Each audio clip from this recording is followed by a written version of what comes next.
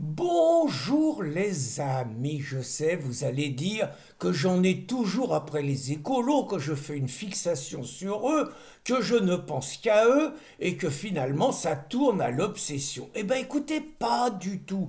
Pour une fois, j'avais envie de dire du bien des écolos et de féliciter un élu local qui avait pris une décision révolutionnaire au service de la planète et de sa sauvegarde. Je vous raconte toute l'histoire. Donc ça se passe dans une petite ville bretonne, Questembert, 8000 habitants, et donc les mecs en 2020, ils décident d'élire une municipalité écolo. Et comme il y a un mec qui s'appelle Boris Le Maire, ils disent que Boris Le Maire, c'est normal avec un nom comme ça, que ce soit lui qui soit le maire. Et donc il désigne un maire écolo, donc, et le mec il se comporte comme un vrai écolo. Parce que dans sa commune, il se passait des choses épouvantables. Alors la commune est assez étendue, et donc il y a un transport scolaire. Et vous savez pas le transport scolaire, comment c'était assuré? C'était assuré par un car, un espèce de véhicule à moteur qui polluait la planète et tout. Insupportable.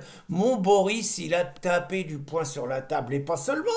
Dans la ville, il y avait autre chose qui était très très grave, c'est la collecte des déchets, des poubelles. Ça se faisait avec un camion. Pas possible non plus, pollution, même si c'est un camion électrique. Un camion électrique, ça va pas du tout. Et donc, mon Boris et ses copains, qu'est-ce qu'ils ont fait? Ils ont décidé d'acheter des chevaux de trait. Et donc, il y a deux chevaux de trait qui emmènent les enfants donc de chez eux à leur école avec beaucoup d'arrêts et tout. Alors bon, très franchement, me demandez pas de détails, me demandez pas si les gosses ils sont obligés de se lever beaucoup plus tôt, me demandez pas si ça fait des bouchons épouvantables, si ça ralentit tout le monde et comme les bagnoles ralentissent, si ça pollue tout. Me ne posez pas des questions comme ça. Il paraît que les enfants ils sont ravis d'aller à l'école donc avec un cheval. Alors attention, ils ont tout prévu, parce que vous allez me dire, le crottin de cheval, ils ont prévu, ils ont mis un petit récipient sous l'anus. Et puis vous allez me dire, oui, mais l'épée des chevaux, c'est mauvais pour la planète et tout. Le CO2, ils ont tout prévu, ils ont mis un bouchon de liège sur l'anus des chevaux pour pas qu'ils pètent quand ils sont dehors. Non, là je déconne. Hein.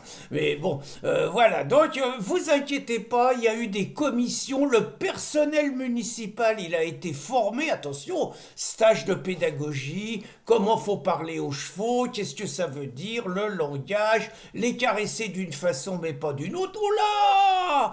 Des milliers d'heures de formation pour le personnel municipal. Donc tout paraissait bien se passer.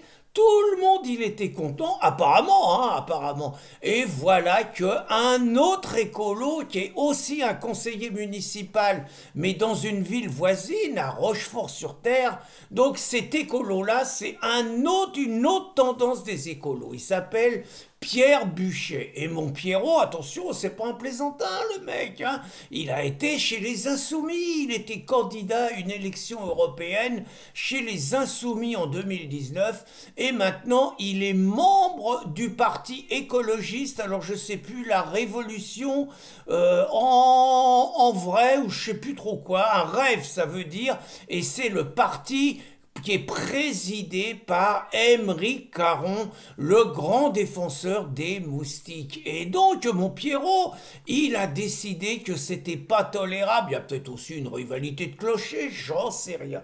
Mais toujours est-il que mon Pierrot, il a décidé que c'était insupportable et que c'était le summum de l'oppression capitaliste que d'exploiter des animaux. Il a dit qu'il travaillait 4 heures par jour, c'était de trop, que c'était que fallait plus utiliser les animaux pour le besoin des humains, qu'il fallait plus les utiliser parce que les touristes aussi, les autres, ils ont développé une petite activité touristique. C'est indigne, c'est pas compatible avec le respect qui est dû à nos nos frères animaux.